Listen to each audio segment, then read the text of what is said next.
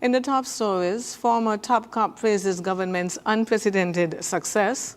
Jamaica airports waive fee for relief flights, and the medieval tower collapses in Rome, seriously injuring one worker. Hello and welcome to the ZIZ Midday Major Newscast. Today is Monday, 3rd November, and I am Jasmine Thomas. In the National Budget Forum held earlier this week, Commissioner of Police, retired Mr. Austin Williams, offered a striking endorsement of the Drew-led administration, stating, "I wish to say that this is the most progress that I have seen in this federation in a first administration, and it isn't done yet." Mr. Williams' words reflect a sentiment increasingly shared across the Federation of St. Christopher and Nevis as the government led by the Honorable Dr. Terence Drew enters into the next phase of its first term. Since being sworn in August 2022, the administration has set in motion a broad agenda of social, economic, and environmental change, and the achievements to date are substantial. Mr. Williams' observation serves as a timely affirmation of this progress. As he indicated, while much has been achieved, the work is far from complete. The government itself acknowledges the path ahead, ensuring that every citizen benefits, deepening economic diversification, accelerating energy transition, scaling up housing and land ownership programs, enhancing public service delivery, and embedding sustainability in every facet of decision-making. As the Federation moves into the next chapter, the message is clear. The foundation is strong, the momentum real, and the objective remains unchanged to build a nation where prosperity is shared, opportunities are abundant, and no citizen is left behind. The Department of Industry and Commerce, in collaboration with the Curacao Investment and Export Promotion Agency, held a Doing Business in St. Kitts and Nevis webinar.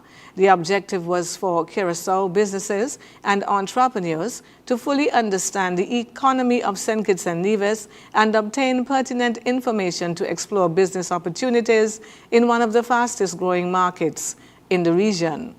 The Senior Minister of International Trade et al., the Right Honorable Dr. Denzel Douglas, gave remarks and indicated that this webinar is the first step towards market research, lead generation, and building strategic partnership for financial and human investments as we power progress towards a sustainable island state agenda.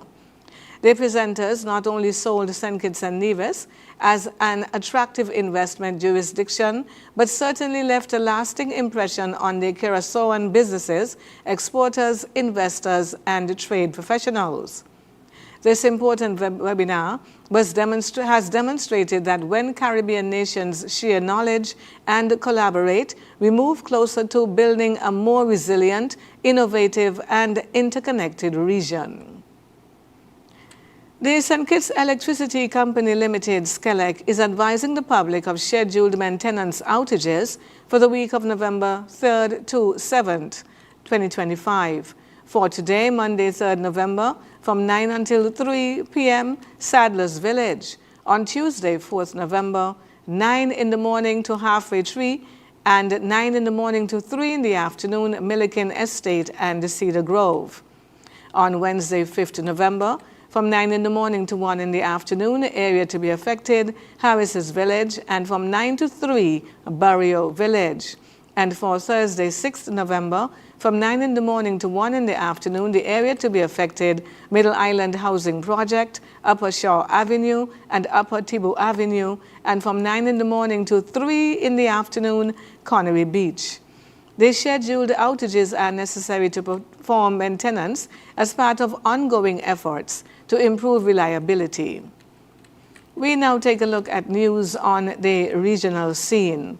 Operators of Jamaica's two main international airports are waiving landing and parking fees for non-commercial relief flights as part of the ongoing Hurricane Melissa response. Sangster International Airport, operated by MBJ Airports Limited in Montego Bay, St. James, implemented the waiver on the 30th of October, the same day it opened for relief flights.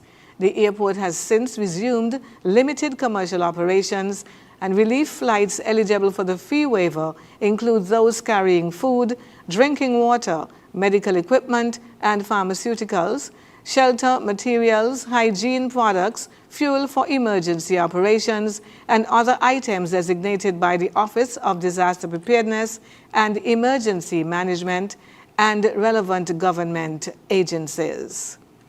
On the international scene, a medieval tower in the heart of Italy's capital, near the famous Roman Forum ruins, partially collapsed on Monday during renovations of the structure, critically injuring one worker and trapping another, authorities said. Hundreds of tourists watched as firefighters used a mobile ladder to bring a stretcher to the upper level of the Torre dei Conti to rescue a worker who remained trapped. During the rescue attempt, another part of the structure partially collapsed, sending up a cloud of debris and forcing firefighters to quickly retreat.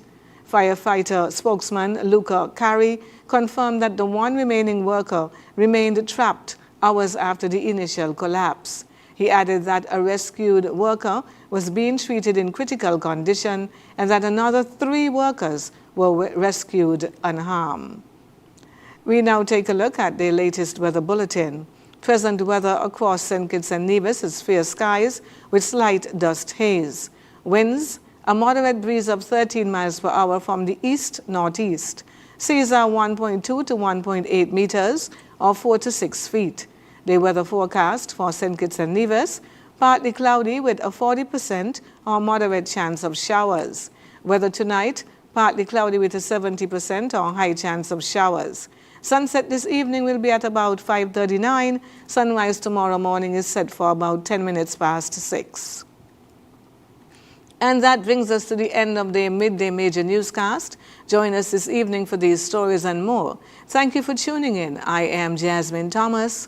God bless you.